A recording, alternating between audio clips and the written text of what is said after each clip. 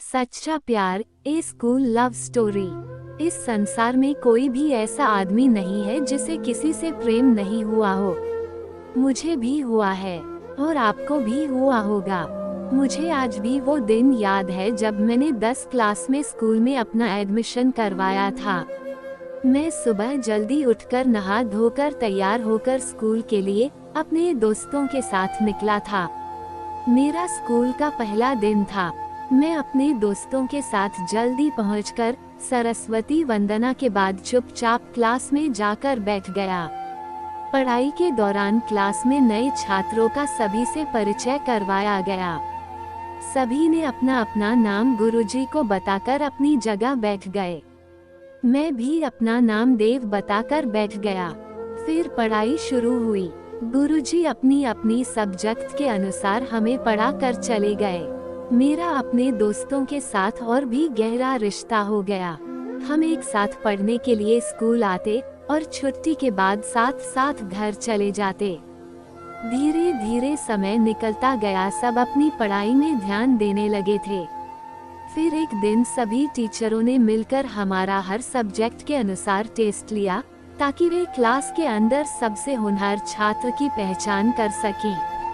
Test लेने के बाद हमारी क्लास के अंदर 4 ऐसे छात्र थे जो पढ़ने में सबसे अच्छे हैं, जिनमें से एक में भी था। इन चारों छात्रों में 2 लड़की और हम 2 लड़के थे। मेरा उस समय पढ़ाई में बहुत ज्यादा मन था। मैं अपने दोस्तों के साथ सुबह जल्दी उठकर तैयार होकर उन्हीं के साथ स्कूल की ओर निकलता और छुट्टी के बाद उन्हीं के साथ अपने घर लौट जाता। टीचर जो काम देते उसे अपने घर से लाकर अगले दिन चेक करवाता। जैसे जैसे समय निकलता गया सभी अपनी पढ़ाई में और अच्छे होते गए। एक दिन की बात है जब हमारे इंग्लिश के टीचर में सभी को घर से गृह कार्य करके लाने के लिए कहा था। अगले दिन सुबह सभी अपना अपना काम कर लाए थे। उनमें से मैं ही अकेला ऐसा था जिसका गृह कार्य पूरा नहीं था। सभी एक एक करके अपना काम इंग्लिश के टीचर को चेक करवा रहे थे और मैं चुपचाप बैठकर उन्हें देख रहा था। उसके बाद अगला नंबर मेरा ही था। मुझे डर था कि मेरा काम पूरा नहीं होने के कारण गुरुजी मुझ पर गुस्सा हुई थी और मुझे डांट खानी पड़ेगी। मैं अपने दोस्तों को बता रहा था कि मेरा इंग्लिश का गृह कार्य पूरा नहीं है। थोड़ी देर बाद गुरुजी ने इंग्लिश का गृह कार्य जांच करने के लिए मुझे आवाज लगाई। मैं कुछ बोलने ही वाला था कि आगे से एक लड़की ने आवाज लगाकर बोली कि सर देव की इंग्लिश की कॉपी मुझ पर है। मैंने इसका काम देखने के लिए इससे कॉपी मांगी थी और मेरा काम पूरा नहीं है।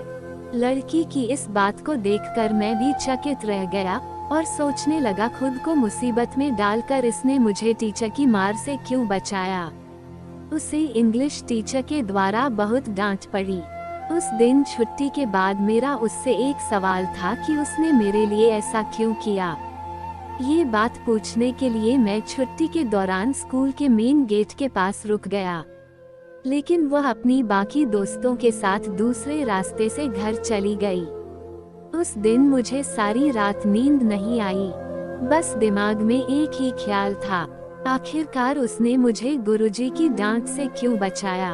अगले दिन मैं सुबह जल्दी उठकर उसके रास्ते पर पहुंच गया जहां से वह स्कूल के लिए आती थी। उस दिन मैं अपने दोस्तों को छोड़कर अकेला ही उससे ये सवाल पूछने के लिए चला गया। मैंने वहां पर लगभग 2 घंटे उसका इंतजार किया लेकिन वह नहीं आई। उसका इंतजार करने के बाद मैं वहां से स्कूल के लिए चला गया। फिर मैंने उसकी दोस्तों से कैसे भी करके उसके बारे में पूछने की सोची। तभी मैंने उसकी दोस्तों से कहा कि आज मनीषा स्कूल क्यों नहीं आई है। तब सारे क्लास के छात्र मेरी ओर देखने लगे।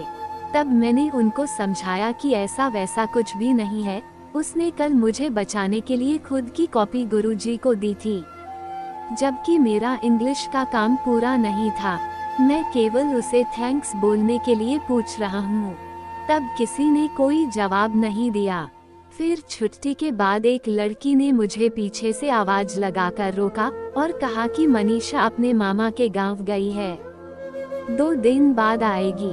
ये लड़की वही थी जो मनीषा के साथ स्कूल आती थी। मैं ये सब सुनकर अपने दोस्तों के साथ घर लौट आया। मुझे उस रोज भी रात को नींद नहीं आई। मैं सारी रात भर सोचता रहा कि आखिरकार उसने मेरे लिए ऐसा क्यों किया। क्या वह मुझसे सच में प्यार करती है? मैं सोच रहा था कि ऐसा तो कोई प्यार करने वाली कर सकती है, नहीं तो मेरे बाकी और भी दोस्त थे जिन्होंने ये सब नहीं किया। अगले दिन मैं स्कूल जाकर फिर से घर आ गया। उस दिन मैंने रात भर पूरा प्लान बना लिया था कि कैसे भी करके उससे कल बात करनी है और उससे पूछना है कि उसने मेरे लिए ये सब क्यों किया। मैं सुबह जल्दी उठकर तैयार होकर उसी रास्ते पर पहुंच गया जहां वो अपनी दोस्त के साथ स्कूल के लिए आती थी। मैं वहां जाकर खड़ा ही था कि वह अपने दोस्त के साथ स्कूल के लिए मेरी ओर आ रही है। मुझे देखकर उसकी दोस्त मनीषा को अकेला छोड़कर दूसरे रास्ते से स्कूल चली गई। फिर मैंने उससे उस दिन वाली बात पूछी कि उसने ये सब क्यों किया। तो उसने कहा कि वो मुझसे प्यार करती है और उसने मुझे अपने दोस्त से काम पूरा ना होने की बात को सुन लिया था। हम दोनों स्कूल के लिए रास्ते में बातें करते जा रहे थे। मैंने भी गैरमौजूदगी में हुई सारी बातें बताई और कहा कि मैं भी उससे बहुत प्यार करता हूँ। हम बातें करते करते स्कूल पहुँच गए। उस दिन का दिन मेरे लिए बहुत खास था। हम दोनों स्कूल में साथ साथ आते और साथ साथ पढ़ाई के बाद चले जाते हैं। गुरुजी क्लास में जो काम घर से करके लाने को देते वह पूरा करके लाते हैं ताकि फिर से दोनों में से किसी को भी डांट ना पड़े। वो अब मुझसे रात को भी फोन पर बात करने लगी थी। हम देर रात तक पढ़ाई के बारे में बातें करते और फिर स्कूल में जाकर सभी से पढ़ाई के बारे में पूछते। समय निकलता गया। मैं उसके साथ लंच भी करता और फ्री टाइम में सभी दोस्तों के साथ मिलकर उससे मजाक भी करता। हम दोनों का प्यार इतना गहरा होता जा रहा था कि हम स्कूल के बाद जो समय मिलता उसमें साथ साथ बाहर घूमने के लिए जाते। उसे मेरे प्यार पर इतना विश्वास हो गया था कि वह अब मुझे हग और के शादी करने लगी थी। समय के साथ हमारी परीक्षाएं भी शुरू हुई, जिसमें हम सभी ने मिलकर पूरे मन से परीक्षा दी। सभी छात्र कड़ी मेहनत के बाद अच्छे अंकों से पास हुए। हम सभी अब 12वीं क्लास में पहुंच चुके थे। हम दोनों का प्यार उस समय भी वैसा ही था जो पहले था।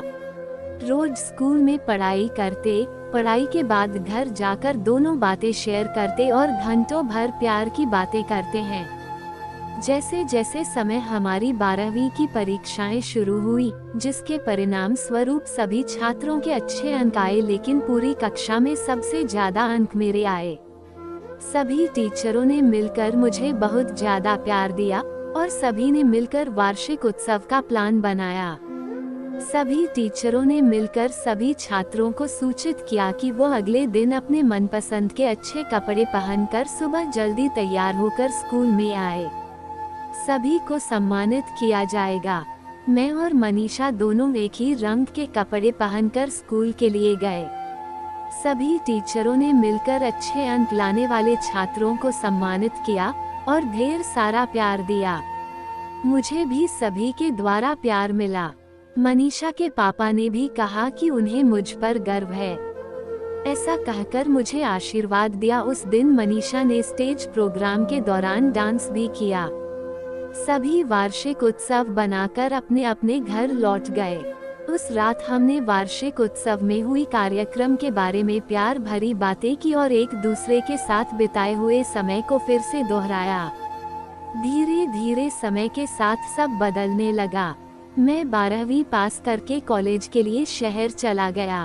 वह भी अपने पास ही के एक शहर में कॉलेज के लिए चली गई। हमारी बातें फोन पर इतनी नहीं होती जितनी स्कूल के समय में होती थी।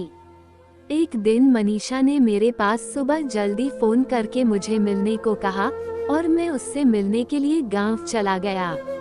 फिर उसने बताया कि उसके पापा ने उसकी शादी के लिए हाँ कर दिया, वह अब यहाँ से चली जाएगी। मैंने भी उसे आगे पढ़ाई करने के लिए समझाया। उस दिन का पूरा समय उसने मेरे साथ बिताया। हम दोनों ने अपने प्यार की सारी बातें एक दूसरे के साथ शेयर की। मैं उससे बात करके शाम को अपने घर लौट आया। वह भी अपने घर चली गई।